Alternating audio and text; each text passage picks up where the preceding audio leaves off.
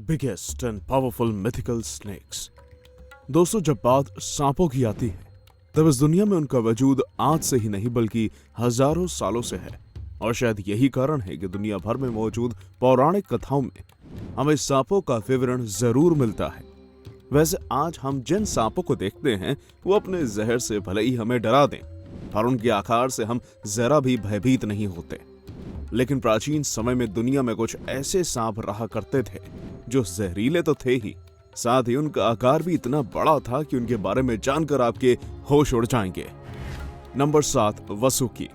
वासुकी नाग के बारे में तो आप सभी ने सुना ही होगा, जो कि हिंदू पौराणिक कथाओं में वर्णित एक बहुत ही विशाल और ताकतवर सांप होने के साथ साथ भगवान विष्णु के आसन यानी कि शेष नाग का भाई भी था।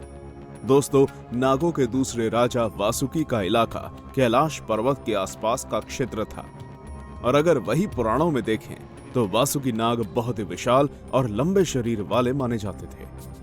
आप सभी को जानकर आश्चर्य होगा कि जब देवताओं और राक्षसों के बीच समुद्र मंथन चल रहा था तब उस समय मंदराचल पर्वत को मथनी और वासुकी नाग को रस्सी बनाया गया था।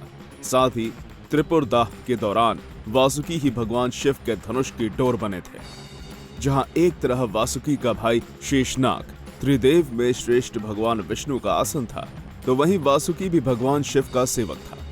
दोस्तों, भगवान शिव का सेवक होने की वजह से वासुकी के पास भविष्य देख लेने तक की शक्ति थी, जिस वजह से उन्हें पहले से ही ज्ञात था कि आने वाले निकट भविष्य में नागकुल का नाश हो जाएगा, जिस कारण उन्होंने अपने नागकुल को बचाने के लिए अपनी बहन का विवाह जरत्कारु से कर दिया था, क्योंकि कहीं न कहीं वो जानते थे कि उनका पुत्र ही नागों के वंश को बचाने में सक्षम है।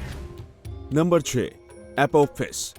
अगर आप सभी को लगता है कि दुनिया के अब तक के सबसे बड़े और ताकतवर सांपों का विवरण सिर्फ हिंदू पौराणिक कथाओं में ही मिलता है, तो निश्चित रूप से आप गलत हैं, क्योंकि प्राचीन मिस्र के इतिहास में भी आपको एक ऐसा ही बड़ा और ताकतवर सांप देखने को मिल जाएगा जो कि किसी को भी हराने की क्षमता रखता था।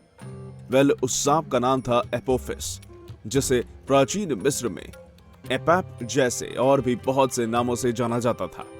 दोस्तों, ये सांप अपनी ताकत का गलत फायदा उठाया करता था, जिस वजह से उस समय इसका आतंक इतना ज्यादा था कि प्राचीन मिस्र के लोग अपनी रक्षा और एपोफिस को नष्ट करने के लिए दुनिया भर के अनुष्ठानों में शामिल हुआ करते थे।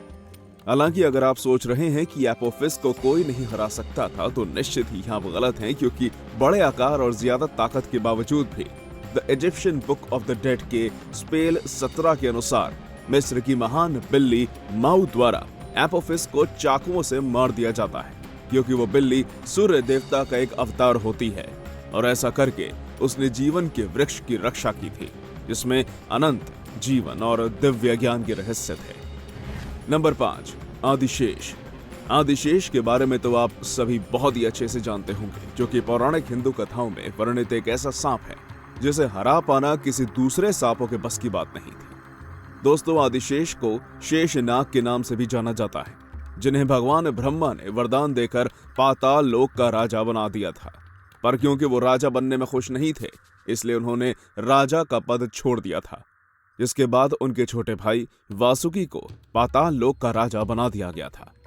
दोस्तों, क्या आप जानते हैं आदिशेष ने अपना राजपाट क्यों त्यागा था? कथाओं और मान्यताओं के अनुसार शेषनाग को राजपाट से ज्यादा भगवान विष्णु की सेवा करने में रुचि थी और राजा बनने से पहले ही खुद को भगवान विष्णु का सेवक मान भी चुके थे। ऐसा माना जाता है कि यह पाताल लोक में तो है ही, साथ ही इन्हीं के फन पर धरती टिकी हुई है।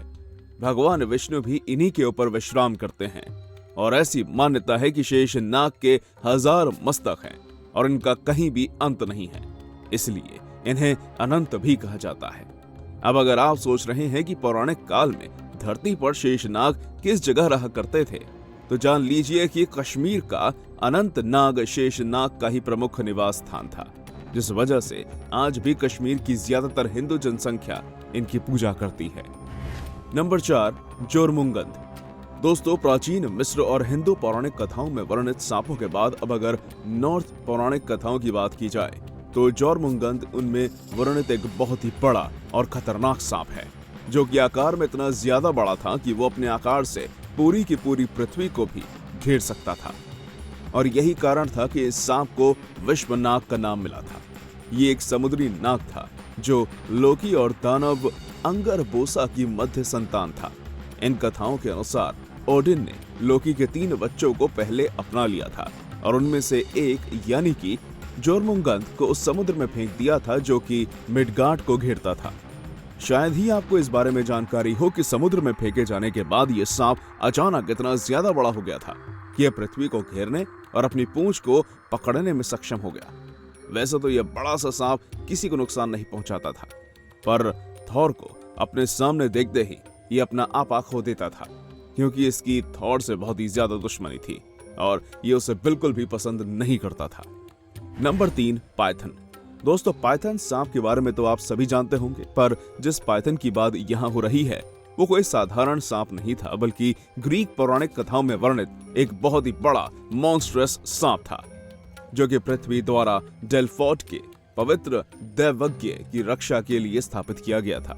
ये एक राक्षस अजगर सांप था। वैसे तो इसके जन्म का राज किसी को भी नहीं पता, पर कुछ लोगों के अनुसार इस जीव का जन्म महा जल प्रलय द्वारा छोड़े गए सड़ते कीचड़ से हुआ था। ग्रीक माइथोलॉजी की माने तो जब ग्रीक देवता भगवान अपोलोन ने मंदिर पर अपना दावा किया, तब उसने इस अजगर को 100 बाणों से मार डाला था, जिस वजह से आज कई लोग मानते हैं कि शायद भगवान अपोलोन ने अपनी मां लेटो का बदला लेने के लिए इस राक्षस सांप को मारा था। वैसे क्या आपको पता है, इस राक्षस पाइथन को विभिन्न रूप से नर और मादा ड्रैकन के रूप में वर्णित किया गया था, जो कि देखने में बहुत ही भयानक था और खतरनाक भी। नंबर 2, क्विट्ज़ालकोआट्ल। क्विट्ज़ालकोआट्ल सांप मेसो अमेरिका से सबसे महत्वपूर्ण देवताओं में से एक था, जिसे प्राचीन समय में प्लम्प्ड सर्पेंट के नाम से भी जाना जाता था।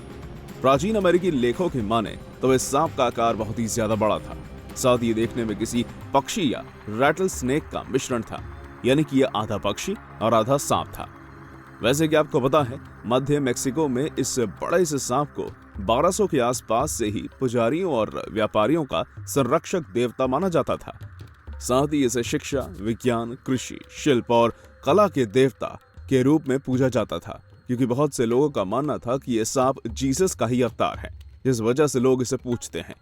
खैर, आपको जानकर हैरानी होगी कि इस सांप की सबसे रोचक बात यह थी कि ये अपना आकार बदलने में भी सक्षम था।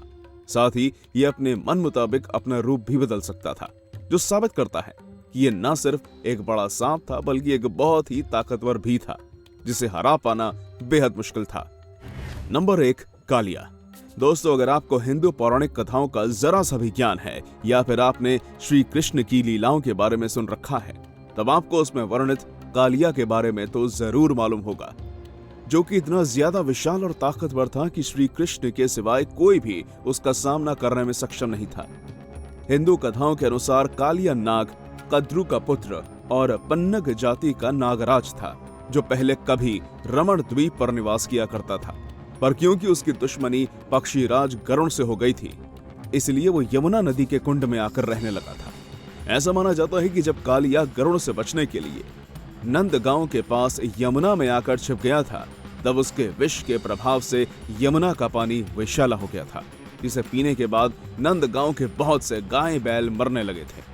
लेकिन जब एक बार भगवान श्री कृष्ण यमुना नदी के किनारे पर खेल रहे थे, तब उनकी गेंद यमुना नदी में गिर जाने की वजह से वो यमुना नदी में कूद गए थे, जहां उनका आमना सामना कालिया से हुआ और वो कालिया नाग को हराने के लिए उसके फनों पर नाचने लगे थे।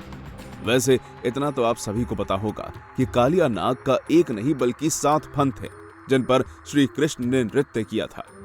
जब कालिया श्री कृष्ण से हार गया, तब उसने भगवान से माफी मांगी, जिसके बाद श्री कृष्ण द्वारा उसे गरुड़ से निर्भयता का वरदान देकर वापस रमण द्वीप भेज दिया गया था, क्योंकि सांपों को हमेशा से ही गरुड़ से ही खतरा होता है।